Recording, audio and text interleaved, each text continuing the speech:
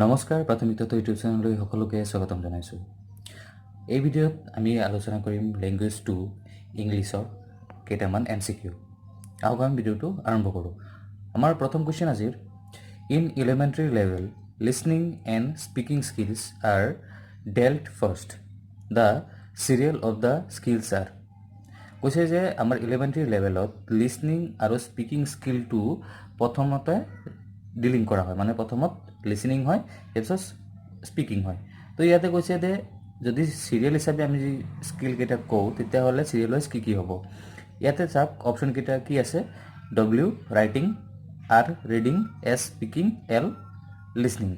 তো কোনটো হ'ব, L S R W, S R L W নে D R W L। আমাৰ জনামতে আমি আগৰ ভিডিঅ'ত আলোচনা কৰিছিলোঁ যে আমাৰ স্কিল যি চাৰিটা আছে, প্ৰথমটো হ'ল লিসনিং, পিছৰটো স্পিকিং, ইয়াৰ পিছত ৰিডিং এণ্ড দেন ৰাইটিং। তো এইটোত শুদ্ধ উত্তৰ আহে বি, 1 নম্বৰৰ শুদ্ধ উত্তৰ হ'ব বি। আমি হৈ যাওঁ ছেকেণ্ড নম্বৰ কুৱেশ্যনত। ছেকেণ্ড নম্বৰ আমি নাম্বাৰছৰ পৰা এটা কুৱেশ্যন ল'ম। এইটো which of the following is not used in the plural number. Plural number এই চাৰিটাৰ ভিতৰত কোনটো নহ'ব, হাউচ, মানি, ৰুপি, বক্স। কোনটো হ'ব শুদ্ধ উত্তৰ, এবাৰ ট্ৰাই কৰকচোন। শুদ্ধ উত্তৰটো হ'ব মানি। আপোনালোকৰ কেইটা শুদ্ধ হয় আমাক কমেণ্টত জনাব। নেক্সট কুৱেশ্যন আমি আহি যাওঁ 3 নম্বৰ কুৱেশ্যনত। 3 নম্বৰ question, it was dash scenery, ডিগ্ৰীৰ পৰা।